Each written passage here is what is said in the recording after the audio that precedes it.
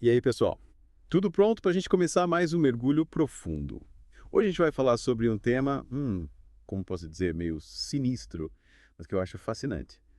Autodefesa psíquica, É isso aí. E para nos guiar nessa, a gente vai usar o livro Autodefesa Psíquica, da Diane Fortune. que aliás é uma obra bem interessante, né? Demais. Porque mistura psicologia e ocultismo. A Diane Fortune já começa com tudo, né? Ela não fica só naquela coisa de ataque sobrenatural, sabe? Tipo, fantasma. Ela vai além, mostrando como manipulação emocional, energias negativas, até mau uso dos poderes mentais podem ser considerados ataques psíquicos. Um escopo bem amplo, né? Floral. A Diane Fortune não tá para brincadeira.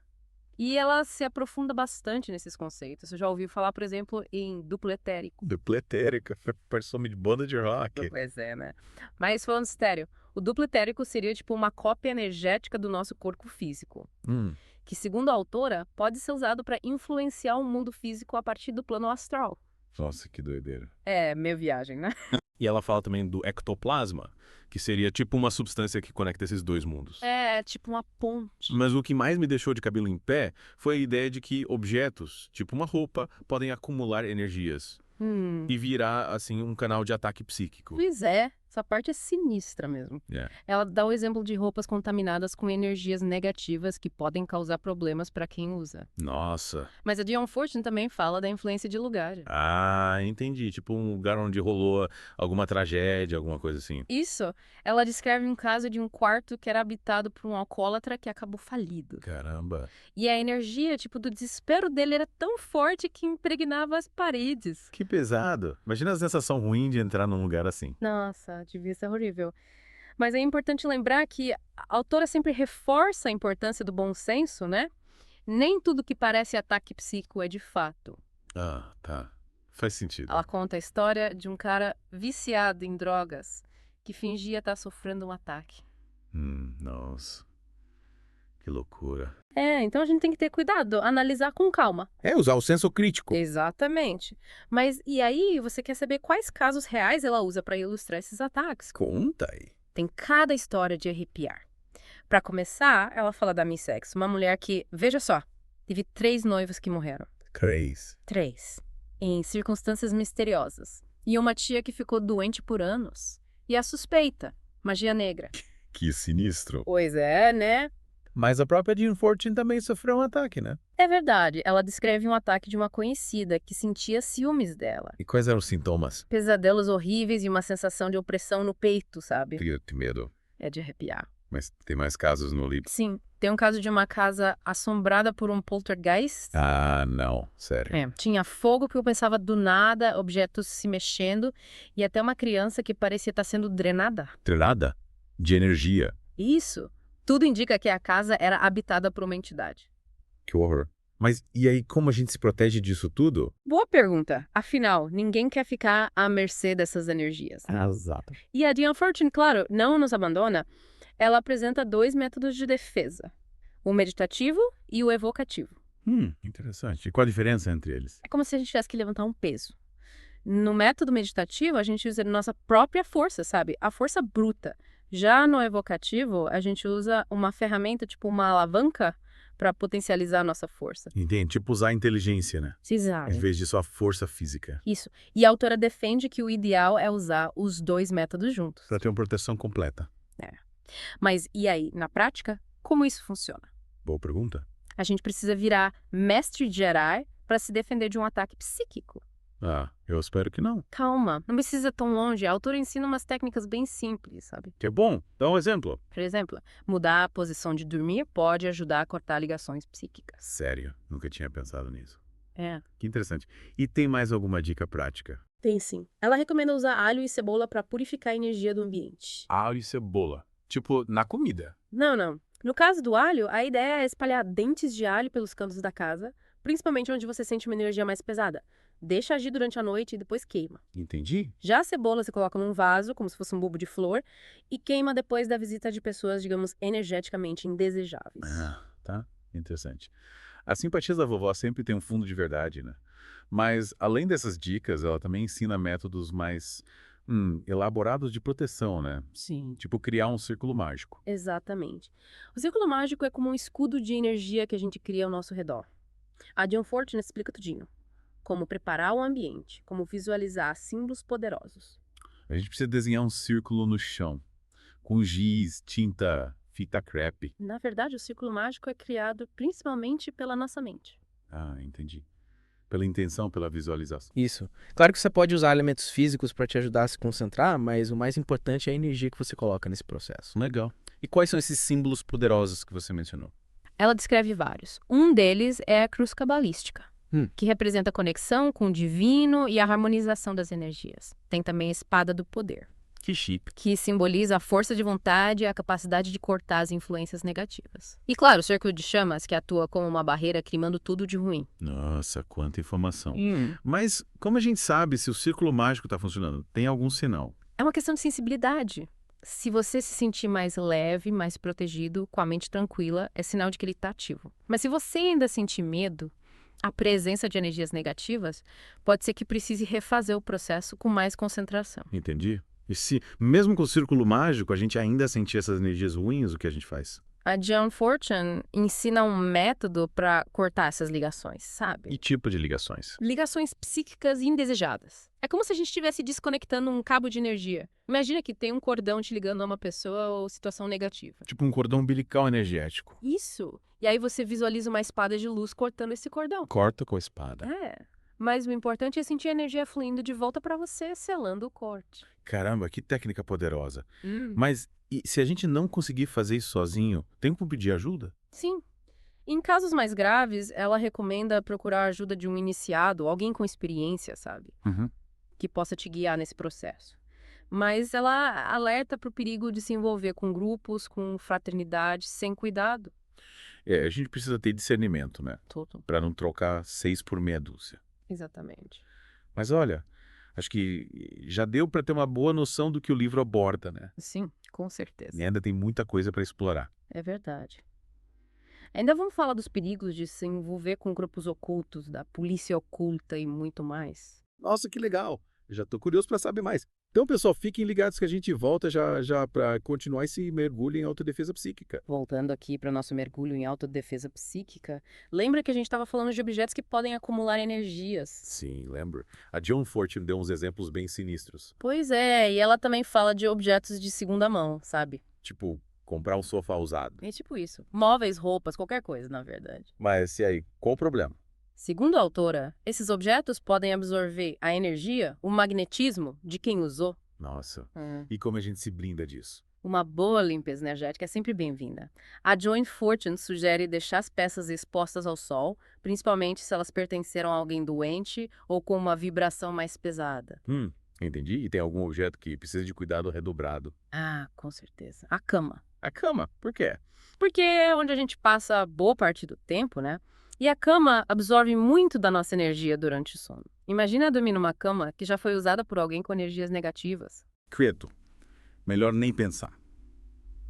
Mas e se a gente não sabe a procedência do objeto? Tipo, comprou num brechó online. Nesses casos, a dica é alho e cebola. De novo, eles.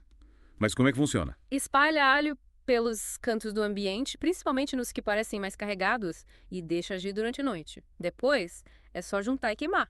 E a cebola? A cebola você coloca num vaso como se fosse um bulbo de flor e queima depois que saem visitas indesejadas. É para purificar a energia. Interessante. Parece que as simpatias da vovó têm fundamento, né? Falando em proteção, a gente começou a falar do círculo mágico na parte 1. Você pode explicar melhor como ele funciona? Claro.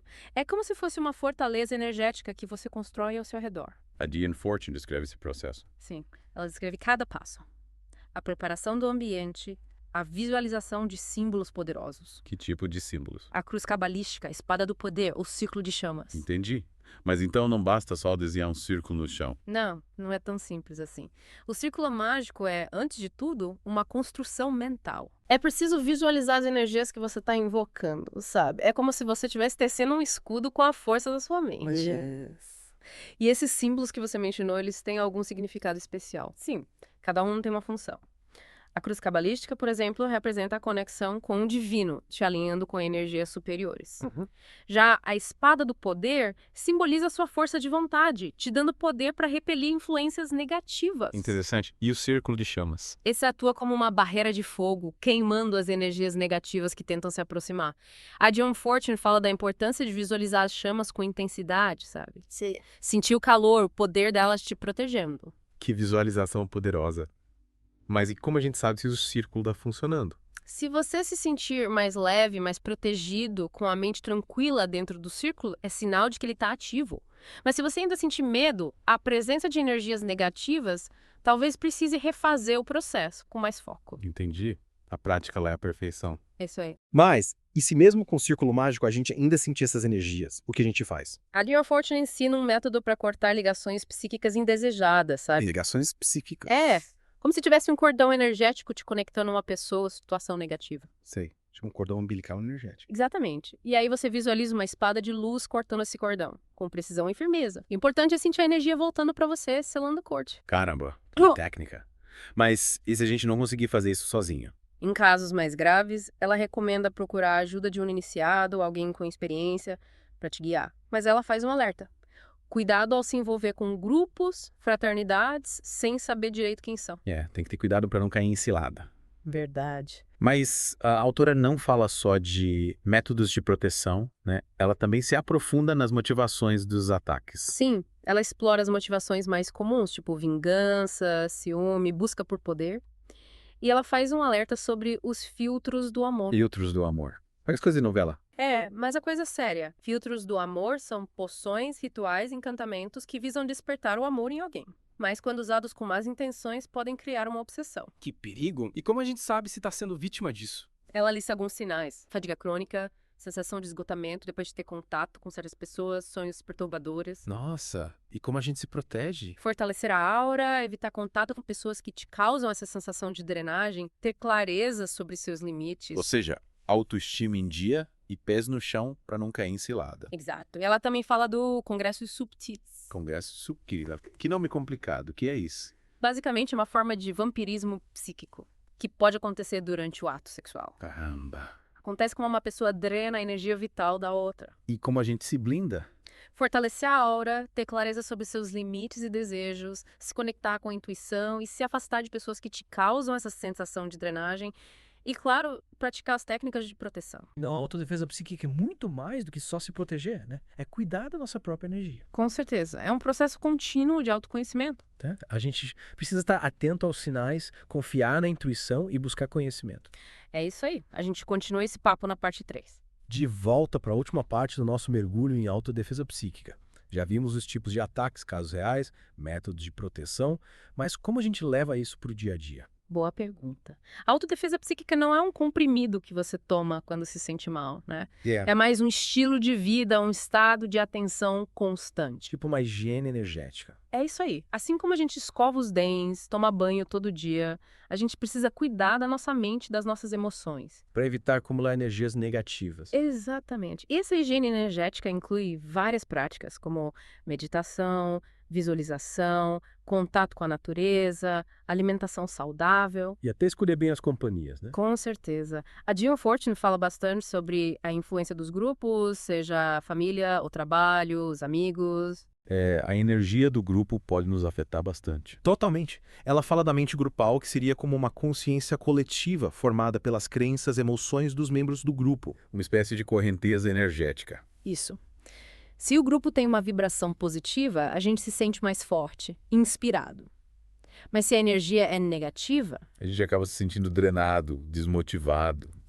Por isso a importância de escolher bem as companhias, se proteger da influência de grupos que não ressonam com a gente. E se a gente já tiver em um grupo assim, qual a solução? Sair correndo. Nem sempre. A autora ensina algumas técnicas de proteção para esses casos. Visualizar um escudo energético, se recusar a participar de atividades que causam desconforto, afirmar sua individualidade. A gente pode se proteger sem se isolar do mundo. Exatamente. Mas e aí, quer saber o que mais a John Fortune fala sobre proteção? Ela fala dos sacramentos. Sacramentos, Ela explica que os sacramentos, quando realizados com fé, com intenção, criam uma conexão com o divino. Que nos fortalece, nos protege. Isso. Ela destaca, por exemplo, o poder do nome de Jesus Cristo, Uhum. como uma força que afasta o mal. E para quem não segue nenhuma religião. Ela fala da importância da meditação, do contato com a natureza, da prática da caridade, cultivar virtudes como o amor, a compaixão. Encontrar um caminho que conecte com algo maior. Exatamente. No fundo, a autodefesa psíquica é muito mais do que técnicas, né? É uma forma de viver, de encarar os desafios. Buscar nosso desenvolvimento. Sem dúvida. A mensagem da autora é clara, nós somos os protagonistas da nossa própria história. A gente tem o poder de escolher o caminho. E as energias que a gente quer cultivar? A gente não é vítima, a gente é co-criador. Exatamente. E a autodefesa psíquica nos dá as ferramentas para trilhar esse caminho com mais consciência. Com segurança e liberdade. É isso aí. Pessoal, esse foi o nosso mergulho em autodefesa psíquica. Espero que vocês tenham gostado dessa viagem. E que as informações, as reflexões que a gente compartilhou inspirem vocês a cuidar da sua energia, fortalecer a mente. Viver com mais consciência. Lembrando, o livro da John Fortune é um ótimo ponto de partida, mas o aprendizado de verdade é na prática. Prestem atenção aos sinais, confiem na intuição, busquem conhecimento E continuem explorando esse tema. Pesquisem, leiam, experimentem. e compartilhem suas descobertas com a gente. A gente se encontra no próximo mergulho. Até lá!